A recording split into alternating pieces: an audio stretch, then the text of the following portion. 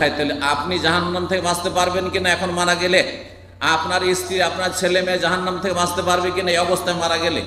আগে ঘরের চিন্তা, তারপরে পরের চিন্তা, তারপরে তখন আত্মীয় স্বজন, তারপরে গ্রামবাসী, তারপরে পরিচিত মুখেরা, তারপরে যারা হাতের নাগালে রয়েছে, যাদের আশেপাশে বসবাস করছেন, পাড়া প্রতিবেশী, যেখানে প্রবাসে আছেন আশেপাশে যারা রয়েছে, আর তারপরে দূরের লোকেরা, তারপরে সারা বিশ্বের মানুষকে যে যতটা পারবে ভালো কথা পৌঁছাবে, ভালো লোকের সংখ্যা বাড়াবার চেষ্টা করবে, খারাপ লোকের সংখ্যা কমাবার চেষ্টা করবে। এইটা হচ্ছে একজন মুসলিমের কর্তব্য, দায়িত্ব।